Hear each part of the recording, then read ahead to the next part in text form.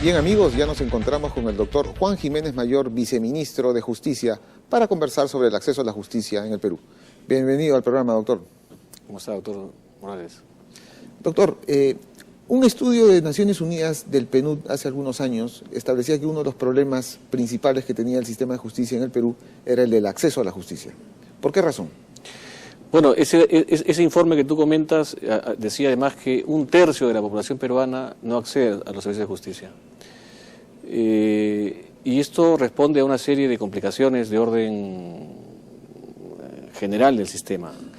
La pobreza es un problema de exclusión, las barreras lingüísticas, las barreras geográficas de distancia de la población con los centros de servicios judiciales, generan una serie de brechas que lastimosamente impiden que las personas puedan llegar a resolver sus conflictos.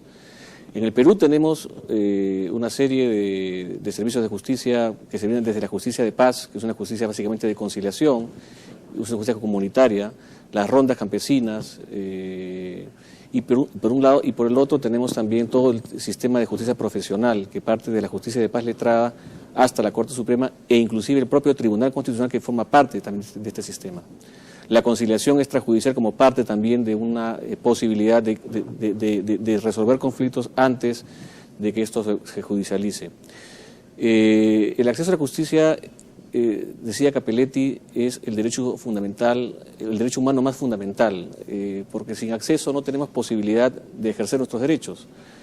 Si yo no puedo tener un mecanismo en el cual yo pueda postular hacia el sistema de justicia cómo reivindicar mis derechos, esto solamente es un trozo de papel. Entonces la importancia del acceso a la justicia es vital para un Estado constitucional, para un Estado democrático, porque permite justamente que las personas puedan reivindicar sus derechos y puedan hacerlos valer ante la justicia.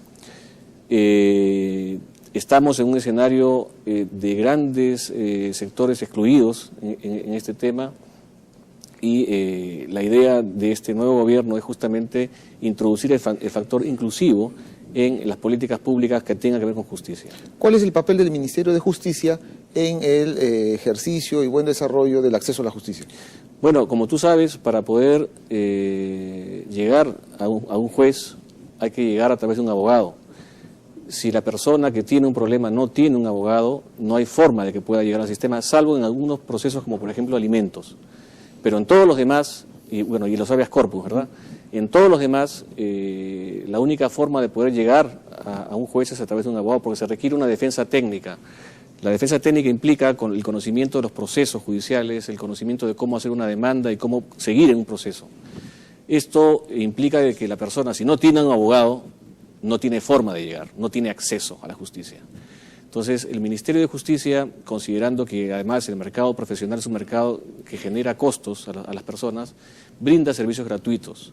Tenemos en este momento 824 defensores públicos en todo el país, distribuidos a lo largo de cerca de 280 oficinas del Ministerio de Justicia, que brindan estos servicios de defensa a las personas imputadas de delitos, servicios de asistencia legal gratuita, servicios de defensa en temas de alimentos, en temas de violencia familiar, servicios de conciliación extrajudicial previas al proceso, y una nueva línea que estamos desarrollando ahora con el ministro Eguiguren, que es el programa de asistencia a víctimas de delitos o a víctimas de hechos controvertidos que afectan sus derechos, ¿no? Pero todo eso con solo 800 abogados defensores de oficio. Sí, lo que pasa es que es una muy buena pregunta la tuya, el Estado no lo puede todo.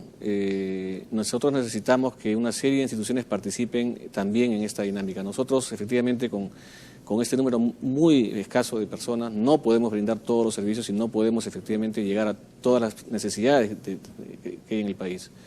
Por eso que entidades como los colegios de abogados, las facultades de Derecho, los propios gobiernos regionales y locales, yo creo que esto es un tema que hay que comenzar a sensibilizar. Los vecinos de una municipalidad tienen derecho también a tener una defensa, y no solamente una defensa que pueda darles el Ministerio de Justicia, sino también la propia municipalidad. Esto es un servicio que debe comenzar a darse ya en el país. Los gobiernos regionales tienen que preocuparse por sus vecinos, por las personas que habitan en sus regiones. Y en ese sentido también es importante que ellos puedan integrar este servicio. Un tema de los colegios de abogados, por ejemplo, que a veces los colegas, los abogados no lo practican, quizás porque no lo conocen, no sé, Pero, por ejemplo, el artículo 288 de la Ley Orgánica del Poder Judicial establece que los abogados debemos defender una causa gratuita al año. Yo no sé cuántos abogados registran o por lo menos cumplen este mandato legal, y esto ocurre básicamente, creo que muy pocos, ¿verdad? Y esto ocurre básicamente porque no hay... Hay 40.000 abogados a nivel de Lima, ¿no? Más o menos. Bueno, los que votan a nivel oficial son como cerca de 28.000, son los que están activos. A lo largo del país hay seguro más de 80.000 abogados. Entonces, fíjense ustedes la cantidad de acceso a la justicia que podremos producir si cada uno de los abogados puede efectivamente defender solamente a una persona. Al año. Al año. Generaríamos de verdad, superaríamos una brecha que hay, porque imaginemos cuántos casos no llegan al servicio de justicia porque efectivamente no tienen defensa. ¿No? Y ustedes desde el Ministerio han presentado un proyecto de ley para crear otro viceministerio, que es el Viceministerio de Derechos Humanos y Acceso a la Justicia. Sí, en realidad el sentido del proyecto no es crear un viceministerio, el sentido del proyecto es involucrar la temática de derechos humanos y acceso a la justicia como una temática central del trabajo del Ministerio. Los derechos humanos no solamente corresponden a un problema entre agresores y víctimas, como normalmente en los últimos años, o digamos por el entendimiento de mucha gente es así. Los derechos humanos son los derechos que tenemos todas las personas. Todos los televidentes, todas las personas de este país tienen derechos, y lo que tenemos que ver nosotros es que se apropien de estos derechos, que sepan que tienen el derecho a la vida, el derecho a la propiedad, el derecho a la educación, el derecho a la salud, y que esto es parte no solamente de un reconocimiento constitucional, sino también parte de un reconocimiento internacional. No es un tema, repito, de víctimas o un tema solamente de identificar a los agresores, sino también de apropiarnos de este concepto central de la convivencia. El Ministerio de Justicia en ese sentido lo que va a hacer va a convertir el tema de derechos humanos en una tarea que corresponde a todo el gobierno, inclusive a todas las instancias de gobierno. Vamos a plantear una suerte de sistema administrativo dentro del Estado para monitorear el cumplimiento de los estándares internacionales y los estándares de derechos humanos en todas las instancias de gobierno, a efectos de contemplar una suerte de Contraloría en Derechos Humanos, es decir, cuánto estamos cumpliendo las autoridades, cuánto estamos cumpliendo inclusive la propia sociedad en cumplir estos estándares. Y regresando al tema de acceso a la justicia, ¿qué plantean en relación, por ejemplo, a Seriajust, que puso mucho énfasis en este tema del acceso a la justicia? Bueno, ahí en el tema de Seriajust hay una serie de elementos, de proyectos que tenían que ver con esto. Uno de ellos era repotenciar la justicia de paz, ¿no? La justicia de paz en este momento está sumamente debilitada. Los jueces de paz, por lo menos en Lima, tienen cargas de trabajo inmensas de 4.000, 5.000 expedientes. Esto forma parte de una serie de desinteligencias que hay en el modelo. Por ejemplo, quizás esto puede ayudar a sensibilizar.